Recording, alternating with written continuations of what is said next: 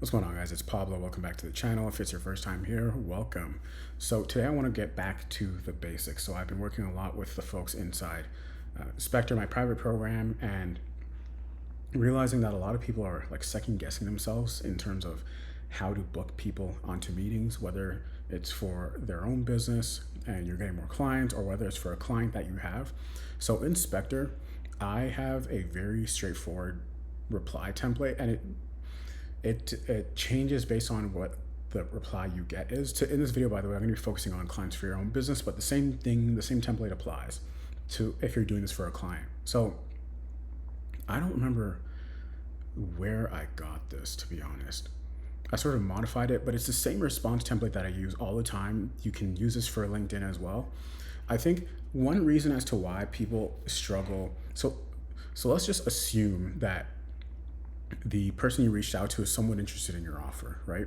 I always tell people, if you have to be doing convincing, it's probably worth your time just going after someone else. Like, you should never have to be convincing someone. Now that's different from if they request information, then absolutely provide that to them. But like, if they are hot and ready and they're somewhat interested, they're interested enough to get on a call, this is the response that I put forth, and this is how I get people on calls. And now, full disclosure here is you're not going to be booking, you're not going to be converting 100% of the people you get positive replies from or interest expressed from into calls. I don't have a metric for you. It depends on your offer. You know, performance-based offers, for example, are easier to say yes to than upfront offers, and so on and so forth. Like, I don't have a metric for you or a KPI for you. It also varies on your industry, varies on your social proof, because what they're doing at this point is they're looking you up, they're typing your name in Google, they're going to your LinkedIn, your YouTube, so on and so forth. So I don't really have a metric for you. I would say it would be nice if you can get at least 30% of, or 30 to 50% of interested responses into calls. And not like, when I say interested responses, I mean like, yeah, let's do it, that sort of thing. Cool. Now, this is not going to happen all the time, and it's frustrating. Yes, I get it. Business is not supposed to be like this walk in the park. And again, I find that a lot of people watch my videos and then perhaps they want to work with me inside Spectre to start or scale their cold email efforts and their cold email businesses. And they're like, hey, so in your YouTube video, you got clients in like X amount of time or Y amount of months, but it's taking me far longer. Here's the thing, right? Pure volume and persistence will fix most of your problems, right? Like, I succeeded in cold email because I was willing to do it for as long as it took. And I was also doing things outside of cold email, which helped me a lot, right? I was very active on LinkedIn. I was very active on YouTube a few months into growing Vintascale. But if you are not getting what you feel like is a high amount of replies or responses or conversions into meetings, volume fixes most of your problems, and persistence fixes most of your problems. And pure volume times persistence, it's almost impossible not to succeed. So you should be doing this for however long it takes to get to that desired outcome of getting people onto calls. Okay, but like, this is like the one shot, I don't have a name for this, but this is like my one shot reply template once they've expressed interest. Cool. So I went into one of my old Smart Lead accounts. I dug these up. These are not recent. This is from a while ago. I don't do too much cold email stuff right now, more so helping folks get on their feet. But these are straight from Vintascale. Cool. So this right here, and like, I'll break it down, but this is pretty much, oh, I'm too zoomed in. This is pretty much the response template that I use. Express some sort of gratitude for them getting back to you. And now the stupid version of you is going to take this and like copy paste it all the time. Use some critical thinking, okay? And I'll show you some areas in which I had to sort of tailor the response in a little bit, but use some critical thinking, okay? So this is what it looks like in its most straightforward form. It's like, hey, thanks for getting back to me. Happy to help, or comment on whatever the thoughts are on the response I sent to you. And then whatever you put in the middle is there. And then it always ends, and you'll see this in further examples, but it always ends with me proposing a time, right? And then saying, alternatively, can't speak today, here's my calendar link. Now I want you to get, like, especially like, I want you to get used to not copying things word for word. Like, learn to communicate. Cool. You can say the same thing in many different ways. So it's not the verbiage, it's what I'm communicating. Thank you. Here's a time. If this time doesn't work, you can use this link, talk soon. I can literally type it out like that. Cool. So it's not the words, it's what I'm communicating. Cool. And so the response to this, in this case, was this gentleman saying, yes, this time works, give me a call.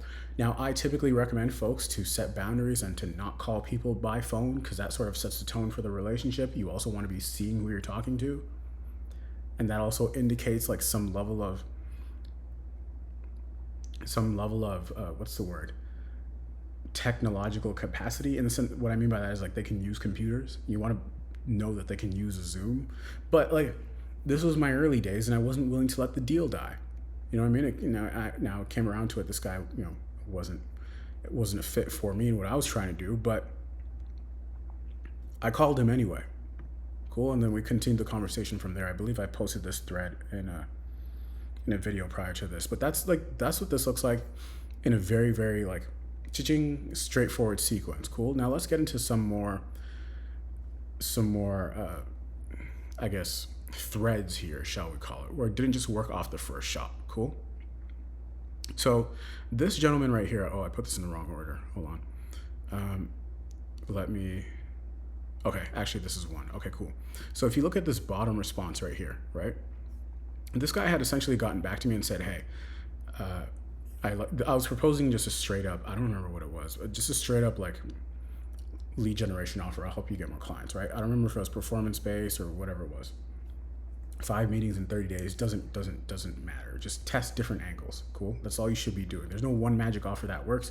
And if there is one, I mean, any offer works. You just got to send enough. That's like the rookie mistake people make is like, oh, there's a magic offer. No. I tried many different offers to get to where I was. Cool.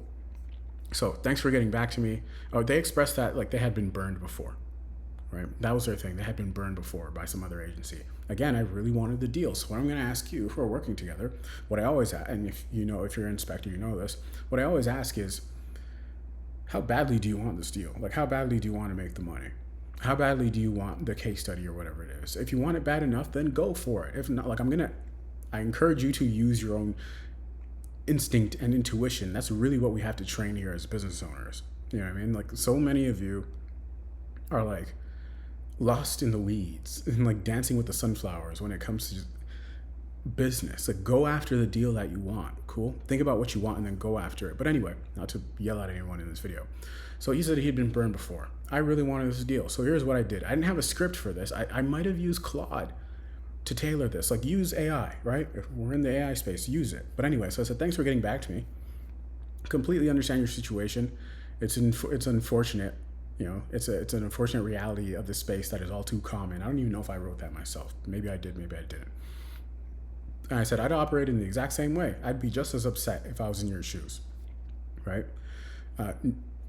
That being said, yeah, we can, I think he said we don't do upfront fees or whatever. I said, yeah, absolutely. We can work on a 100% performance basis, right? And specifically in cases where people like you, or where we're dealing with businesses like yours that have been burned before. I just made that up. Like, I just wanted the deal, so I catered to them. Cool. He said follow up in September prior to this because he was already working with another agency. So I said, yeah, sure, I'm happy to follow up in September. Just let the ball in his court. Cool. And then he followed up and said, then let's chat next week, Tuesday or Wednesday. Right? So he rejected me. He was already working with an agency. He rejected me and said follow up in a few months. Right? And then I said, okay, well, I get it. I'm happy to hear you out. Consider your terms and how you want to do things. I'm happy to at least talk about it. But I'll follow up in September, just like you said. And they said, okay, let's chat next week, right? And then at that point, what do? I send the exact same template, right? I said, sounds great. How's this time? Right? Alternatively, here's my calendar link. As you can see, I worded it differently, emphasis as last time, but it's communicating the same thing. Gratitude, sounds great. Propose a time. How does this time work? If not, here's a link to my calendar. Pick a time that works best for you. Cool. And then what he did was he was like, done, and invite sent. Have a great weekend and talk soon. Now, perhaps they forget to schedule. What am I doing? Well, I'm thinking about how badly I want the deal. After that, once I come to a conclusion of how badly I want the deal, there's no rule as to whether I should wait 24 hours or 48 hours or 3 days to follow up. I'm just gonna follow up. There's no rule as to how many times I should follow up. I'm just gonna keep going until I get burnt out. It might be 20 times, it might be 2. Just follow up, right? Especially when the deal's hot, you have an exponentially higher chance of converting that lead into a booked call when the iron is hot. So go for it. There's no rule, right? There's no rule. Just be resourceful and be rather aggressive, because if you don't, as you can see, I poached this, like I got this client from the other agency, right? And then was able, like, do good by them, get them some results, or at least treat them well and have a good client relationship. And you can flip the terms into your court after. You know what I mean? Like, sometimes this is just about getting your foot in the door, but that's what the reply looks like. All right, so here's another example. Really, really straight to the point. Cool. So in this one was a Loom campaign. I don't do Loom campaigns anymore. Actually, I stopped doing them a while, like quite early on, because of, how long Looms might take. And so I sent a Loom, and because making Looms is a skill too. I sent a Loom, and she was like, hey, this sounds interesting, although I have some doubts here, so on and so forth, but happy to entertain a call. And then I just, as soon as she was like, I'm happy to entertain a call, I'm like, great, let's pounce on that, right? So I said, awesome, shouldn't take more than 15-30 minutes. At that call went for at least an hour. But I said, awesome, shouldn't take more than 15-30 minutes. Are you available? So express gratitude, right? Awesome. Propose a time. Are you available tomorrow at 3 p.m. Eastern Standard Time? And then alternatively, here's my calendar link. Looking forward to it. Ended up booking that call and closing that client. Cool. It was just a standard. This was an upfront fee, but it was just a standard lead generation offer. But here's the thing: like, I got you're seeing one example of like tens of, if not hundreds of thousands, right? Like I have a lot of positive responses and deals closed because my volume is probably higher than most people's, and I didn't give up after 3 or 6 months. You know what I mean? Like, it was gonna work, and I was gonna make it work. But this is it doesn't get any more complicated than this. Like, the folks who I know who are running the biggest agencies, it's still rather simple, and they're where they are at now, and they have scaled to where they're at now because they keep things rather simple. I'm not copying and pasting this template. I'm adjusting the words. As you can see, this one looks a bit different than this one right here, but it's what I'm communicating. That's pretty much the same. Cool. But anyway, main takeaway. I'll put the download to this in the description. The download link, to this in the description. But the main takeaway is this right here. Pure volume times persistence fixes most problems. I should say all of your problems, but I don't know what else y'all are going through in your lives. Cool. Anyway, so I'm currently in Tampa Bay for the Olympia in-person event. Shout out Daniel, my guys, Daniel Fazio, Dan Crowley, Christian, Andre, and the whole team. So I'm gonna be busy there. I'm gonna see if I can vlog some of this stuff on my iPhone. But other than that, hit the like button. That really helps with the videos, and then you can get this document in the description. Cool. Nothing to sell you. See you guys in the next video. I'm out. Peace.